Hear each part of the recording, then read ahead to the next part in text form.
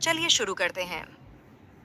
लखनवी अंदाज कहानी एक व्यंग्यात्मक कहानी है जो यशपाल जी द्वारा लिखित है, जिसमें लेखक ने मध्यम वर्गीय समाज की दोहरे मानसिकता पर व्यंग किया है।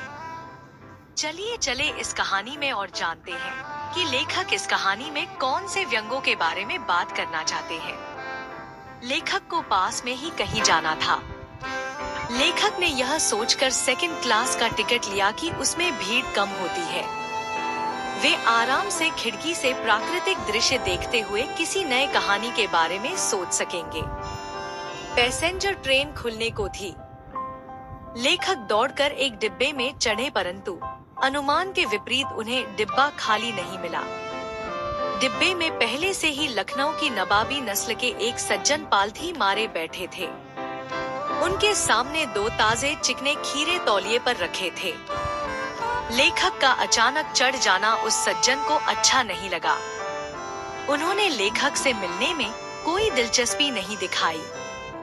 लेखक को लगा शायद नवाब ने सेकंड क्लास का टिकट इसलिए लिया है ताकि वे अकेले यात्रा कर सकें। परंतु अब उन्हें ये बिल्कुल अच्छा नहीं लग रहा था कि कोई सफेदपोश उन्हें मंझले दर्जे में सफर करता देखे। उन्होंने शायद खीरा भी अकेले सफर में वक्त काटने के लिए खरीदा होगा, परंतु अब किसी सफेदपोश के सामने खीरा कैसे खाए।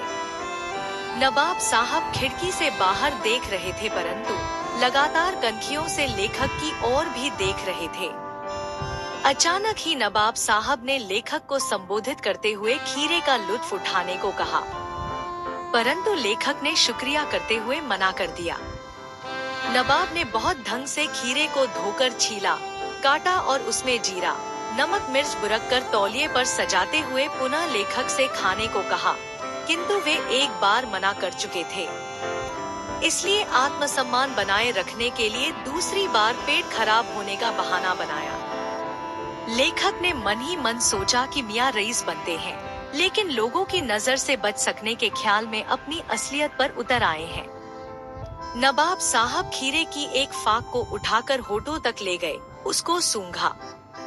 खीरे की स्वाद का आनंद में उनकी पलकें मूंद गईं। मुंह में आए पानी का घूंट गले से उतर गया। तब नवाब साहब ने फांकों को खिड़की से बाहर छोड़ दिया।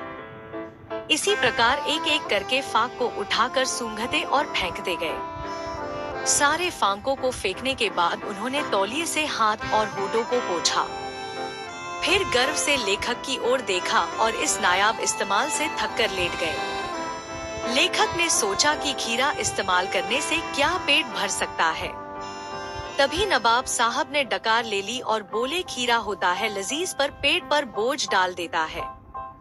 यह सुनकर लेखक ने सोचा कि जब खीरे के गंध से पेट भर जाने की डकार आ जाती है, तो बिना विचार, घटना और पात्रों के इच्छा मात्र से नई कहानी बन सकती है।